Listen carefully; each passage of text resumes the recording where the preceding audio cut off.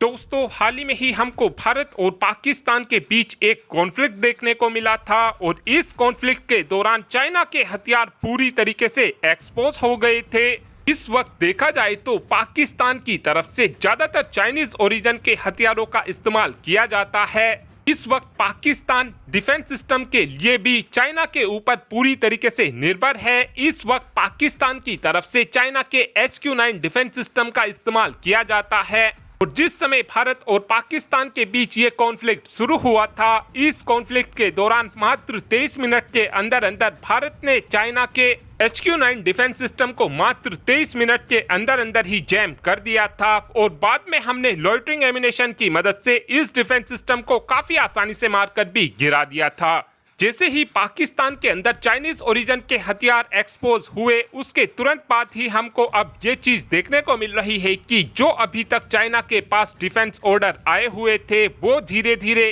Cancel होना शुरू हो चुके हैं और इस चीज का नतीजा अब हमको ये देखने को मिल रहा है कि जो चाइना के अंदर सबसे बड़ी हथियार बनाने वाली कंपनी है यानी कि चेंगडू एयर कॉरपोरेशन, इस कंपनी के शेयर लगातार गिरते जा रहे हैं और मात्र 5 दिन के अंदर अंदर चेंगडू एयर कॉरपोरेशन के शेयर 10.5% से भी ज्यादा गिर चुके हैं। जैसे ही चाइनीज ओरिजिन के हथियार पाकिस्तान में पूरी तरीके से एक्सपोज हुए, उसके बाद अब चाइना ये चाहता है कि जो इज्जत इनके हथियारों की पाकिस्तान के अंदर उतरी है, उसी इज्जत को ये पाकिस्तान के अंदर ही फिर से बनाना चाहते हैं। ऐसा मैं इसलिए बोल रहा हूँ क्योंकि पाकिस्तान की तरफ से फैसला ये लिया गया था कि हम चाइना से J-35A फाइटर जेट की खरीद को करेंगे और पाकिस्तान की वायुसेना की तरफ से 40 की संख्या में J-35A फाइटर जेट चाइना से खरीदे जाने थे। इन फाइटर जेट को लेकर बताया ये जा रहा था कि चाइना की तरफ से इन फाइटर जेट की डिलीवरी पाकिस्तान की वायुसेना को साल 2026 की शुरुआत से करनी शुरू कर दी जाएगी। लेकिन अब खबर निकलकर ये सामने आई है कि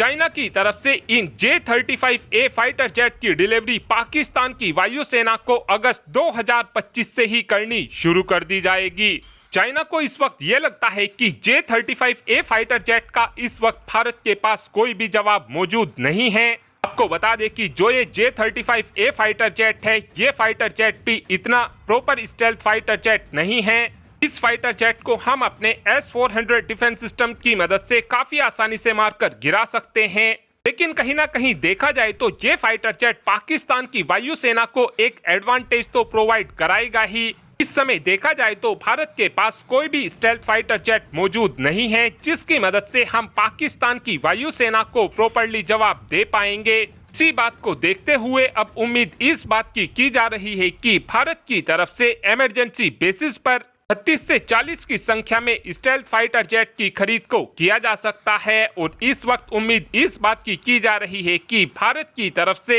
या तो रशिया से Su-57 फाइटर जेट की खरीद को किया जाएगा या फिर भारत की तरफ से F-35 फाइटर जेट अमेरिका से खरीदा जाएगा। अगर भारत की तरफ से Su-57 फाइटर जेट को खरीद लिया जाता है तो उस कंडीशन में चाइना का ये J-35A fighter jet Su-57 fighter jet का जरा भी मुकाबला नहीं कर पाएगा, क्योंकि Su-57 फाइटर जेट के अंदर बहुत एडवांस एवियोनिक्स और सेंसर लगे हुए हैं जो कहीं ना कहीं चाइना के फाइटर जेट में लैग करते हैं। और अगर भारत की तरफ से